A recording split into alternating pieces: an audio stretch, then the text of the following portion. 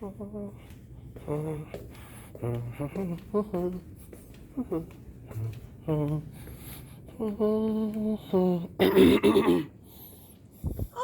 why hello there. I didn't see you come in. My name is Jenna, and today we're going to have a little story time called What I Learned in ECS 210. Overall, to be honest, I found the class a little bit challenging, and that is mainly because my personal life was a little bit difficult this semester.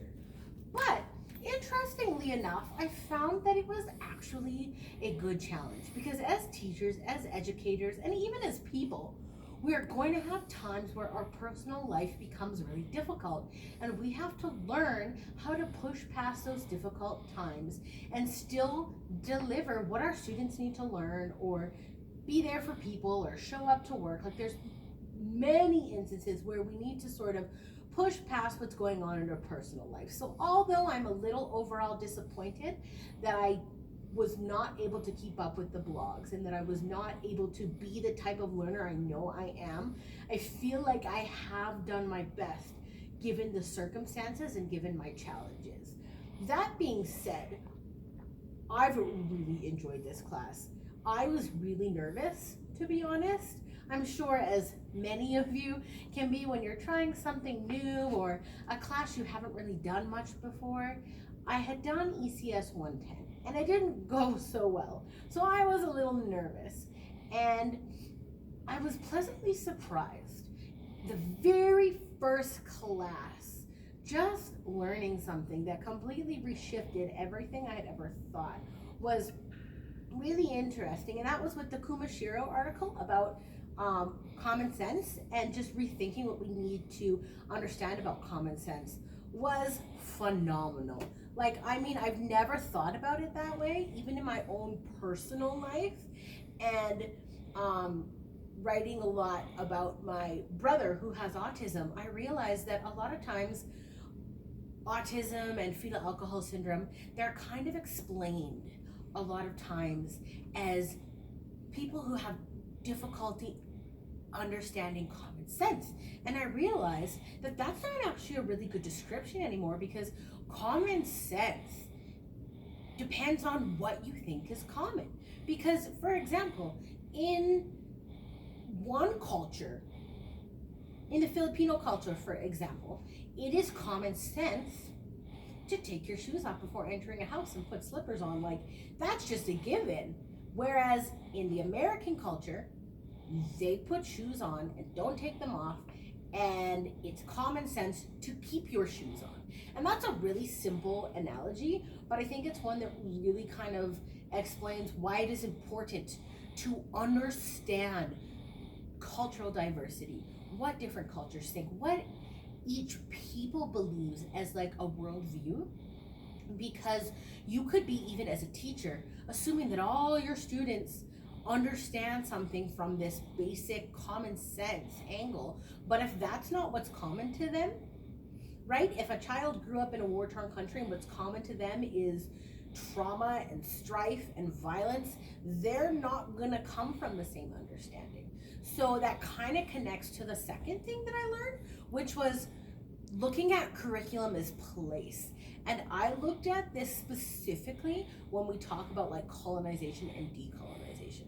Like, curriculum isn't just, it's complicated, but it is not just this thing where we sit there and we say, okay, this is what you need to teach your students. They have to learn this and this and this. That is part of it. Students do need to learn certain things that are mandated, but at the same time, I feel like curriculum has a lot of nuances and little things, particularly that curriculum is place specific. For example, if you're teaching to a bunch, of students in a really rich area and you're talking about certain things like how people on reserves don't have access to clean water, to good medical services, to transportation, things like that.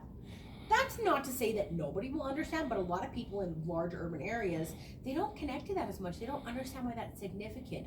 Whereas if you're teaching this to for example, where I come from, a small rural town, they understand that because even though the struggles they face are different, there's where I come from, we don't have clean water. Medical services are very difficult to get. We don't even have a hospital. Where I live in, the nearest hospital is an hour and 40 minutes away. So there's a lot of things that affect us similarly. So I feel like curriculum is important to teach as a place as well, because then students can start to understand, okay, it's not that I am just like Indigenous people because I come from a rural community, but no, my place in life is similar to Indigenous people, therefore I can put myself in their shoes and I can understand their difficulties, and particularly with decolonization and colonization, understanding that a set of principles were put in place, that Indigenous people were dangerous, that they were lesser than, and these people, Europeans, colonizers, came forward and just took over a place. And I think that's important when we're understanding curriculum as place, even with the decolonization. For example, we can put that into other aspects, like, for example, inclusive education, a student with a disability.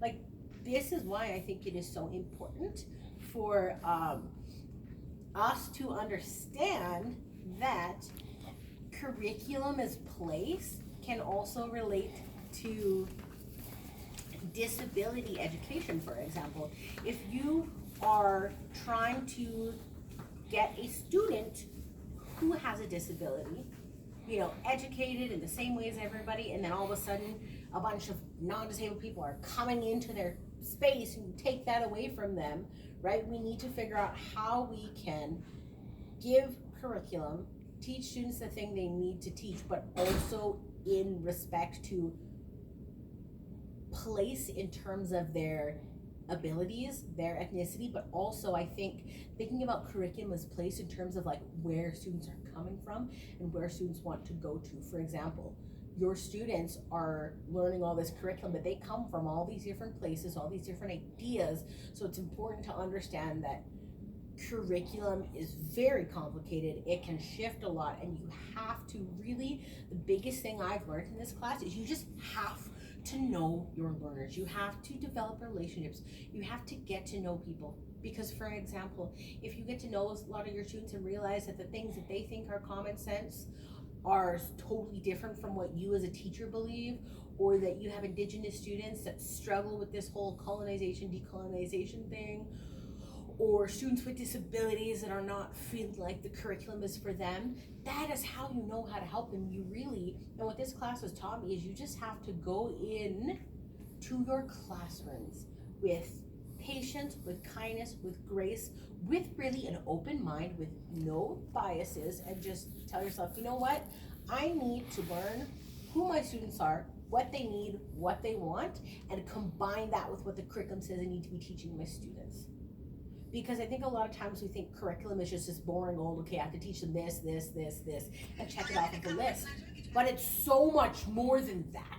It is got a lot of room where you can sort of be flexible. You can customize it depending on your students. So I think it's important to understand your learners, understand where they're coming from, where they want to go to, and combining that with the formal curriculum. And the other thing that I really liked that was a focus of this class was the treaty education component.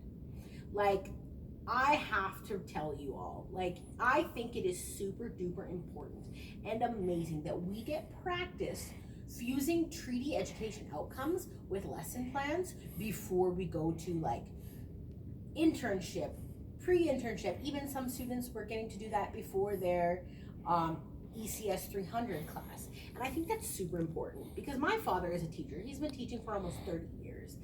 And the thing that he has told me all the time is how lucky I am to be going to university now and actually learning about treaty education. My father started teaching right before treaty education became a thing. And he said it's just until recently that he's gotten comfortable knowing how to fuse in those treaty outcomes with his lesson plans. And I feel like this is something that I've really loved. Having that experience, having that exposure to figuring out how to be mindful of the treaty outcomes and putting that into not just like stereotypical lessons like social studies or native studies, which obviously you infuse treaty ed pretty regularly, but I also enjoyed seeing other students figuring out how to fuse it into art, to math, to science. All that sort of stuff I found was like so helpful, and I just love being able to combine like a lot of these deeper emotional educational experiences with actual practical stuff that I can take into being a future educator. Because in the end, that's what we're all at school for. We're all at school not just to get deeper understanding of our topic, but also to gain practical understanding of how to be better teachers in the future. And the biggest thing that really impacted me, like I shared in my opening, I've really struggled a lot this semester, and the thing that I don't really talk about a lot that really shapes my life is I grew up and I had a very rough childhood, a lot of trauma, a lot of violence in my growing up years, and there was a blog prompt that really affected me, like not in a bad way, of course, like in a good way, where it was, what bias or lenses do you bring into the classroom, and how has your upbringing shaped how you read the world? And this is something that it seems like pretty simple, pretty straightforward, but I had actually never thought before about how much the trauma I went through as a child and a young adult actually has shaped who I am right now. And I thought it was really helpful for me to actually sort of think of some of the things and how I can start to think about them. And I think that's kind of why I've really struggled this semester. I'm really confronting a lot of the post-traumatic stress disorder my upbringing has given me. And it is one of those difficult things because I didn't realize until kind of piecing it apart and reflecting through this class that I have really viewed the world as a very unsafe, very dangerous, and unstable place. And I started realizing how that's not necessarily a bad thing, because yes, there are bad things in the world. There are things we need to be mindful of and protect ourselves from. But I realized how that was kind of inhibiting me a little bit, like pulling me back and holding me back from really being able to sort of connect with my students. And I've realized that it is so important that you are going to be dealing with students in the future. They have trauma. They also might have like traumatic, violent backgrounds and horrible childhoods that they're going through at the moment. So I realized how important it is to make sure that, yes, we are mindful of those negative things that's maybe given us those lenses, or, reading the world cautiously is not negative, but to make sure that I'm able to put those students first, that I'm not always holding myself back, or, I can't always have like a traumatic trigger with something. If I'm a teacher in a classroom, I have to figure out how I can become the best version of myself. And I think it's for all teachers. It's not for, just me, because I've realized that I really kind of haven't made peace with my horrible childhood. I think it's for all teachers, whether you had a horrible childhood or whether you had a great childhood with awesome parents. I think it's important for us to always be growing, always be working towards being the best people we can be, because those little kids that you're going to have in your classroom, whether they're little like in elementary school or high school, they're going through a lot, and they need somebody who's going to believe in them, who's going to support them and push them to greatness. And how can you believe in and push a kid to greatness if you don't believe in yourself, if you don't know who you are as a person and know your strengths? So that's just the biggest thing that kind of impacted me with this course, understanding that being a teacher and understanding curriculum is so much more than just the formal, okay, I've got this point in here and this check and this part of the curriculum. It is about how there are so many other bigger little things you have to consider. You have to know yourself and be secure in yourself. You have to know your learners. Be mindful of your learners. And then I think also the last part of it is you really have to be open, Because if you have a bias, for example, if you think treaty education is stupid, which for the record, I think it is incredible. I do not think it's stupid. But if you think treaty education is stupid, then your kids are going to get that impression and they're going to think, oh, treaty education stupid. Like me, for example, growing up, I was never taught, like, it has been in the curriculum since I was young to infuse treaty stuff and think about residential schools, and I was never taught any information or any positive things about Indigenous people other than perpetuated stereotypes.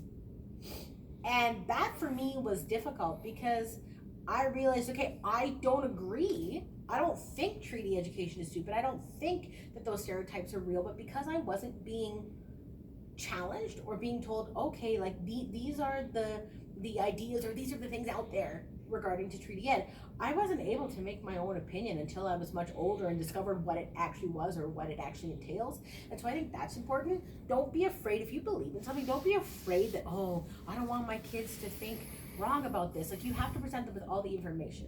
Like, I'm a Christian and that's a huge part of who I am, but at the same time, I'm not going to sit there and be like, you must choose Christianity, children. No, if kids ask me, I will talk about my religion, but I'm going to make sure that they know, like, these are all the options out there, and it is your responsibility as a human, as a growing person, to pick what's best for you. And I think that is a huge thing. I never really had that. I'm, in my honest opinion, was indoctrinated in some ways by Christian education. You're taught, this is what you have to believe, the Bible verses you have to memorize.